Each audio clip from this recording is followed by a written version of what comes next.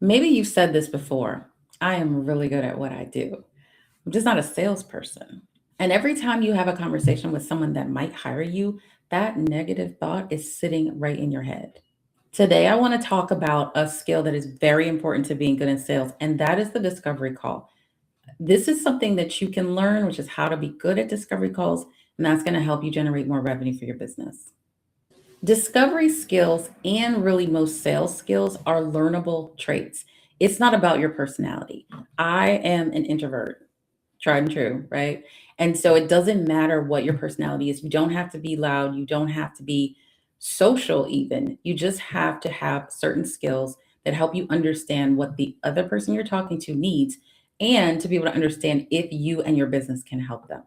When you hear people say, I hate sales, or I'm not a salesperson, I'm not good at sales, it's really because that visual that most people have about what sales is and who makes a good salesperson is really all wrong. It makes you kind of feel like you either have this natural ability or you don't. And that's just not the case. Everything that's related to sales, all of the skills you need, you probably already have a lot of them. But if you don't have them, you can definitely learn them. If you get a little bit uncomfortable when you think about sales for your business, it might be because you don't have experience. You might not have the right structure set up. You might just be nervous to have certain conversations with potential clients. You could be trying to imitate salespeople, or you just don't have a really good model for what sales is and what good sales is. As we get more into how to have good discovery calls, just remember that selling isn't about having a certain personality. It's just about building the skills that can help you be more confident so that you can become good at sales. A lot of times people think you have to become good at something, you have to learn how to do something before you become confident. That's not usually the case. You become confident by doing. So when we look at discovery calls, which again is a really important step in the sales process, the more you do them, the more you get experience doing them, and the more comfortable you will be. So try not to avoid it or think that you can somehow run your business and generate revenue without them. It's very important to understand what makes a good discovery call and how you can be good at conducting them. So, if being good at discovery is not about your personality, then what are we really trying to accomplish? One of the biggest goals you should have for your discovery calls is to understand the other person. That sounds kind of vague and broad, but what I mean by it is you want to understand what their challenges are, what their pain points are, what they really need, and then you want to understand can you provide them with what they need. So I'll give you an example. Let's say you are a graphic designer and you are a solopreneur doing graphic design work. Someone comes to you, maybe they found your website, maybe they saw you at an event or they were referred to you, but they want to have a call with you to talk about whether or not you can help them. Usually, what people do is they start by saying, well, I need blank, right? And so, what your job is, if you're going to get better at discovery calls, is to really try to dig into that. It's not just about the end result of what they want, it's also important to learn about their business. Graphic design is really broad, right? Are they looking for a logo? Are they looking for design for their website? Are they looking for something for printed materials? In order to know what really will work for them and what's going to help them, is to understand their situation. So that means ask questions about their business. How long have they been in business, right? What kind of clients do they serve? What do they do? What do they offer to those clients? It might not seem initially like you have to know all of that to be able to do graphic design work for them. But what you're doing, in addition to understanding their business, is you're building a relationship along the way. You want to have a conversation with the person on the other end of the phone, not just simply, interrogate them and ask them questions. So understanding their situation, understanding the challenges they faced, who have they worked with in the past? Why are they looking for graphic design services right now? Those are questions you can ask to try to build a rapport with them, but also get an understanding of really what they're looking for, not just on the surface of what they tell you they're looking for, but a little bit more about why they're looking for what they're looking for and at this time. When you start to have more of a conversation, asking them questions, letting them take time to share information with you about their business, it's going to take off a little pressure to where it doesn't or shouldn't feel like a sales conversation. It should just feel like a conversation where two people are just getting to know each other. They need to know about your business and what you bring and what you offer. You need to know about them and what some of their needs are. And then the overall goal is to see if there's a fit. Many times, what you'll see, and I used to do this very early on when I first became a full time CEO, I would start a conversation with, let me just tell you a little bit about me and my business. And then I would go through, sometimes I would have slides and I'd talk about what we do. I would talk about the people that we've worked with, almost like I was trying to impress them, right? But the reality is, it doesn't help the other person to know all about me if I don't even know what they're looking for or what they need. And so over time, I changed the structure a little bit of the call so that I ask them what they'd like to talk about. I ask them to let me know about their business first. Once we've done that, once I've asked a few questions, then I can talk about myself and my business, and it will be a little bit tailored to their needs, which makes it a much better conversation. Once you know what the other person is trying to accomplish, you don't need a fancy sales script or anything like that to go to the next step, but you do need to have a little bit of structure in how you're going to run your discovery process. Let me make sure you understand that structure is different from a script. A lot of times, people who aren't familiar with or comfortable with sales think they need to have a script to have a call with someone. And really, what you need is structure. What I mean by that is, think about what your goals are on the call. For example, one of your goals is to understand their needs. Another goal is to understand their business. You want to understand maybe their team makeup. There are certain questions, certain things that you want to get to know. And so the structure or having a structure is about writing that down. And frankly, that really can go from call to call, right? It doesn't matter what type of person you're talking to, what industry. There are some core things in your discovery structure or your process that you should do on every single call. Another thing that you should have in your structure is making sure you have a plan for how you want to open your call, how you want to close the call. That's very helpful as you have those, bookends. So opening call, for example, yes, you can do, little chit chat. How's everybody doing? That type of thing. But I usually try to open with the goals of the call, what I'm trying to accomplish for both of us, right? What I want is to understand your business a little bit better, let you know about me and my business, and see if there's a fit and I can help you, right? So making sure they understand, like, what's my goal for the call. And then I usually say, the way I like to run these calls, I'll give you a few minutes, just talk about your business. I may ask you some questions along the way, but I'd really like to understand about your business and your goals before I move into talking about my business. So I try to give them a little agenda, right? Two or three things that I want to cover during the call. And that's usually how I open. Obviously, everybody's different and you can find out what works for you, but that can be consistent across your calls. And it's really helpful because you'll get into a rhythm of how to say that and what to say, and you'll feel more comfortable if you have that structure in place. It's the same thing for the closing of the call. For example, you always want to be clear on what your next steps are. So at the close of the call, depending on how the conversation went, are you looking to build a proposal for them? Are you looking to set up another call? Maybe there are other people on your team or on their team that need to have a conversation. Do you have some action items that you all talked about? And you'll follow up by email. But you want to make sure that it's very, very clear to the person that you're speaking with what those next steps are. So those bookends, how you open your calls, how you close your calls, that's a part of building out structure. Again, it'll help you not be as nervous.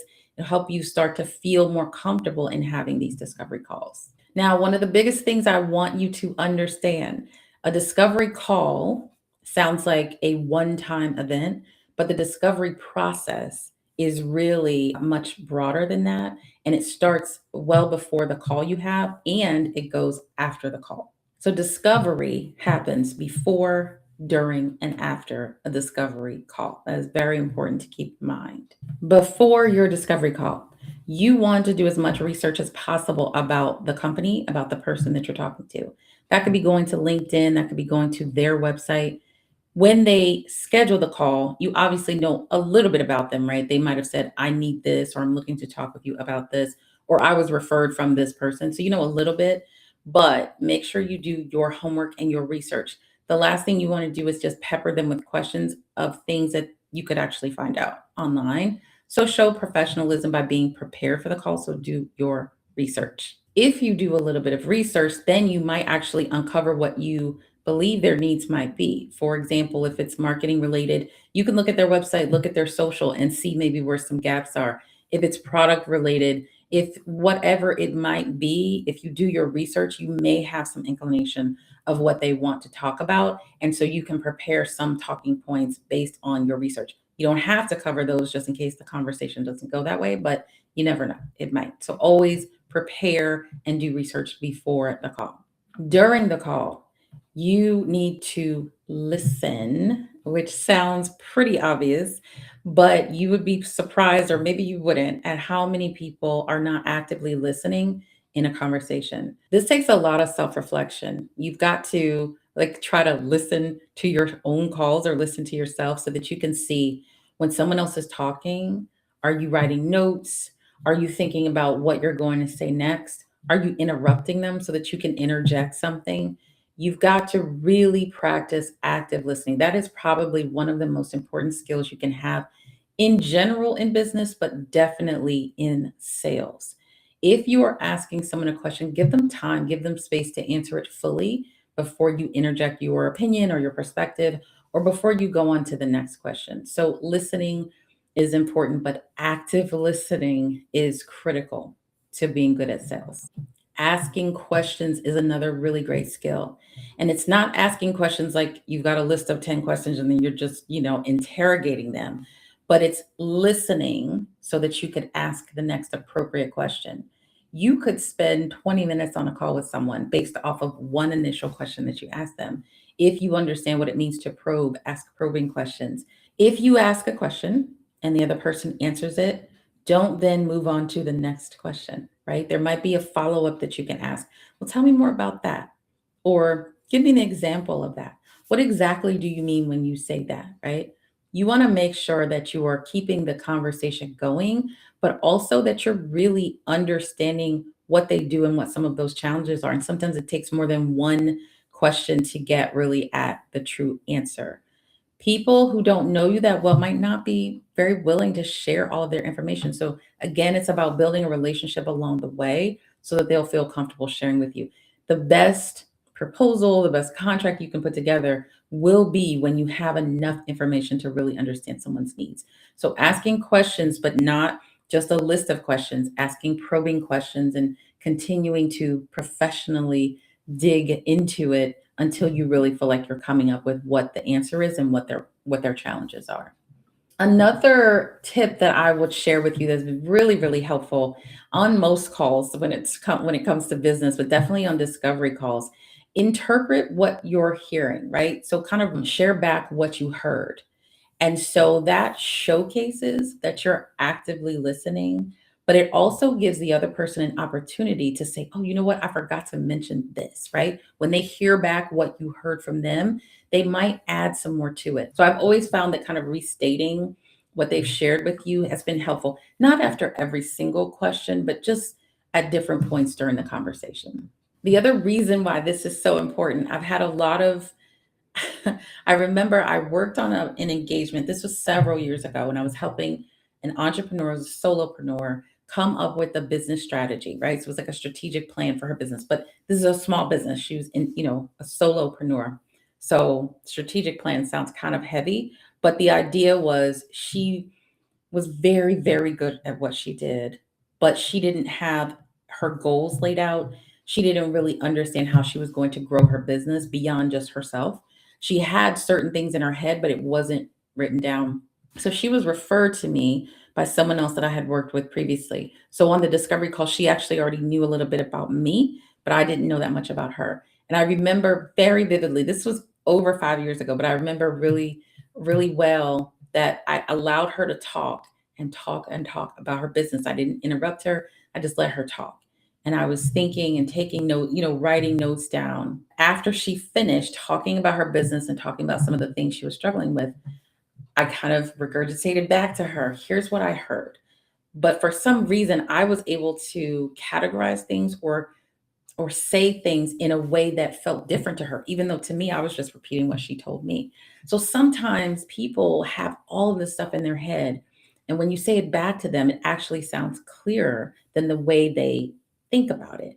And so it's even helpful during that discovery call, not just to show them that you're listening, but also because they're getting a different perspective in a way of what their challenges are and what their business is. So it's actually quite a good habit to try to summarize what you're hearing from people. And I have found that in many instances to work really well. What happens after the discovery call? Because we're not done yet, right? Just because we've had the call, we're still not done. Of course, you want to take stock of the things you heard, what you learned, what your next steps are.